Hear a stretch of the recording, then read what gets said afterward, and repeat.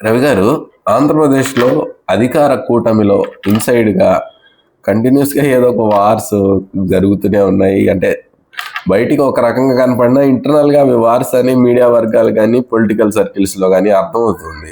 ఏమంటారు సార్? అంటే ఇట్లాంటి వాటినే కోల్డ్ వార్స్ అంటారు. అంటే యుద్ధము, మీరు నన్ను కొట్టడం, నేను ఇంకోటి విమర్శించుకోవడం, అలా ఏం చెయ్యము. కానీ నేను వస్తే మీరు లేచిపోతారు, మీరు వస్తే నేను పక్కకు చూస్తాను, అవును, మీ పేరు నేను పొరపాటున కూడా మాట్లాడను, అదే ఎప్పుడు ఇద్దరు కలిసి కనిపించే వాళ్ళు విడివిడిగానే కనిపిస్తాం. ఇవన్నీ కూడా సంకేతాలు. అంటే all is not well between the two అని. ఆంధ్రప్రదేశ్ రాజకీయాలను, కూటమి పరిపాలనను కనుక గమనిస్తే చాలా రోజుల నుంచి పవన్ కళ్యాణ్ ప్రత్యేకంగా తన బేస్ నుంచి లేదా తన ఆస్థానం నుంచి తాను పనిచేయడం జరుగుతున్నంతగా ముఖ్యమంత్రి చంద్రబాబు నాయుడు లేకపోతే యువనేత నారా లోకేష్తో కలిసి కనిపించడం బాగా తగ్గింది. అలాగే రాజకీయంగా తీవ్ర దుమారం లేపిన అంశాల మీద కూడా తెలుగుదేశం ఈ నాయకులు సమర్థించుకుంటూ మాట్లాడుతుంటే పవన్ కళ్యాణ్ దాదాపు ఆ విషయాలను పెద్దగా వాటిలో స్పందించకుండా తను చెప్పేది తన ప్రాధాన్యతలు, తన ప్రయారిటీస్కు వెళ్తున్నారు. గూగుల్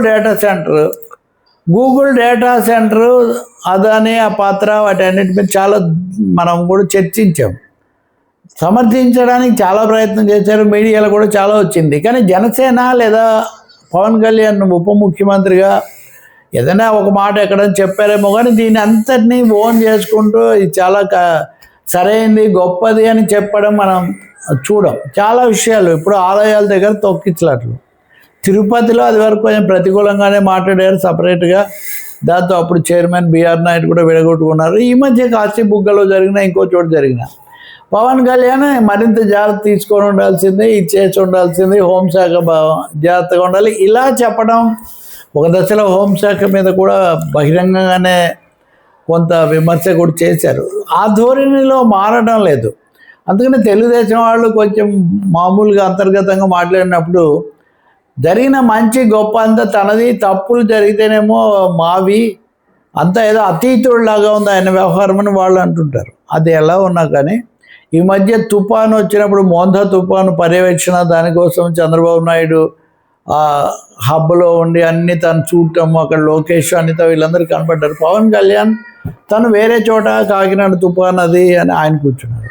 ఇప్పుడు చంద్రబాబు నాయుడు సమీక్షలు ఇవన్నీ కూడా చేస్తుంటే పవన్ కళ్యాణ్ తన సమీక్షలు తను చేసుకుంటూ జల్ జీవన్ మిషను, గ్రామీణ రోడ్లు, పర్యావరణము ఇట్లాంటి వాటికి నా ప్రాధాన్యత, 2000 కోట్లు గ్రామీణ రోడ్లకు కింద వచ్చాయి, వీటిని సక్రమంగా చేయాలి, అనేక చోట్ల ఇవి అమలు జరగలేదు, నేను వీటిని పర్యవేక్షిస్తాను, వీటి కోసం 8వ తారీఖు నుంచి పర్యటనకు వెళ్తానని ఒక ప్రకటన చేశారు. చంద్రబాబు నాయుడు ఏమో ప్రాజెక్టులను సమీక్షించడానికి వస్తారు అని మంత్రి నిమ్మల రామనాయుడు ఆయన ఒక ప్రకటన చేశారు. అంటే ఆయన పర్యటన అయింది, ఈయన పర్యటన అయింది, ఇంకోటి పెట్టుబడులు, ఐటీ అనుకుంటూ లోకేష్, కొంతమంది అనొచ్చు మంత్రివర్గం అన్నాక ఎవరి బాధ్యతలు వాళ్ళు వేరే.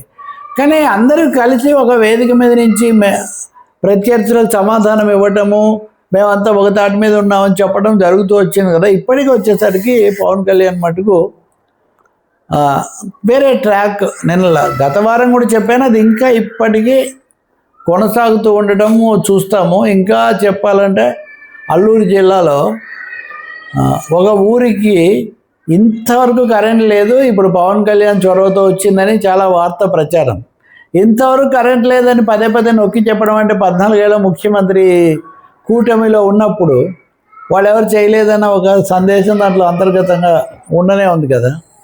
ఇంకా మూడోది లోకేష్ ఇక్కడ మిస్సింగ్. లోకేష్ చంద్రబాబు కలిసి కనిపిస్తున్నారు, పవన్ కళ్యాణ్ విడిగా కనిపిస్తున్నారు. ఇంకోటి జనసేనకు సంబంధించిన నియామకాలు, ప్రకటనలు వేరే ఎవరు కూడా మాట్లాడలేదు. కందుల దుర్గేష్ లాంటి వాళ్ళు ఎప్పుడన్నా మాట్లాడడం మినహాయిస్తే దాదాపు జనసేన వాయిస్ అనేది మధ్యకాలంలో బాగా తక్కువగా ఉంది. ఉప ముఖ్యమంత్రి కార్యాలయం నుంచి ఆయన సమీక్షలు అయిన తర్వాత అధికారిక ప్రకటనలు మట్టుకు వస్తున్నాయి. సో రాజకీయమైనటువంటి సంకేతాలు, మేమందరూ ఒకటే అని వెళ్ళటాలు ఇవి మటుకు బాగా తక్కువగా ఉన్నాయి. పార్టీల్లోనేమో ఆ పార్టీ వాళ్ళు, ఈ పార్టీ వాళ్ళు, సామాజికమైన సమీకరణాలు, ఆ సంఘర్షణ అది కొనసాగుతూ ఉంది. నాగబాబు లాంటి వాళ్ళు కూడా మాట్లాడలేదు. సో వీటన్నిటి కారణాలు ఉండాలి. వీటి మధ్యలో బీజేపీలో కొంత అటు కొంత ఇటు, బీజేపీ దాని రాజకీయం అది నడుపుతోంది. రైట్ రవి గారు.